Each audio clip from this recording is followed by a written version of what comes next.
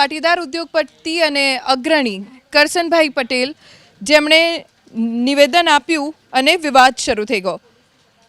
પાટણમાં યોજાયેલા કાર્યક્રમમાં ઉદ્યોગપતિ કરસનભાઈ પટેલે પાટીદાર અનામત આંદોલન મુદ્દે નિવેદન આપ્યું। કરસનભાઈના નિવેદન બાદ અનામત આંદોલનનો ચહેરો હાર્દિક પટેલની એન્ટ્રી થઈ। સોશિયલ મીડિયામાં હાર્દિક પટેલે મેસેજ ફરતા લખ્યું કે પાટીદાર અનામત આંદોલનથી સમાજને શું મળ્યું તે કરસનભાઈને ન ખબર હોય, કેમ કે કરોડપતિ છે અને આ આંદોલન ગરીબ પાટીદાર પરિવારો માટે હતું। આંદોલનથી ન માત્ર પાટીદાર સમાજ પરંતુ ક્ષત્રિય, બ્રાહ્મણ, લોહાણા અને જેમને અનામતનો લાભ નહોતો મળતો એવી 50થી વધુ જ્ઞાતિને 1000 કરોડની યુવા સ્વાવલંબન યોજના મળી, બિન અનામત આયોગ અને નિગમ મળ્યું, તેમજ આર્થિક નબળા પાટીદારોને 10% અનામત મળી।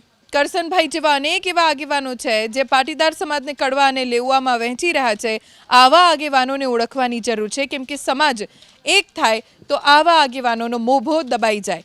રાજ્ય આરોગ્ય મંત્રી ઋષિકેશ પટેલે આ નિવેદનને કરસનભાઈનું અંગત નિવેદન ગણાવ્યું અને કહ્યું કે આ એક સમાજનો રોષ હતો, જેનું આંદોલન હતું।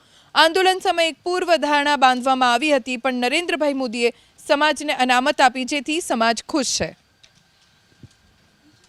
એમને 10 વર્ષ પછી જ્યારે આ બેનની ચિંતા થાય છે તો ત્યારે વર્તમાનમાં અત્યારે અમરેલીની દીકરીની એમને ચિંતા થવી જોઈએ।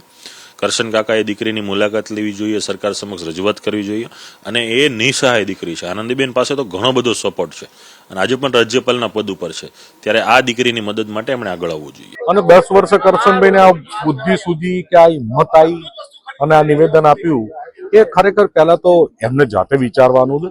અને આમાં હું તો એવું માનું છું કે દુખે પેટ અને ફૂટે માથું એવો ઘાટ વધારે હોય એવું મને લાગી રહ્યું છે। 10 વર્ષ પછી નિંદ્રામાંથી જાગ્યા છે અને અચાનક આવીને આવું સ્ટેટમેન્ટ આપવું અને ખબર નહીં એમને શું તકલીફ હશે, શું પેટમાં દુખતું હશે, એ તો આપણે ન જાણી શકીએ, પણ એમનું એકદમ વાહિયાત નિવેદન કે પાટીદાર આંદોલન થયું એનાથી સમાજને કોઈ ફાયદો નથી થયો।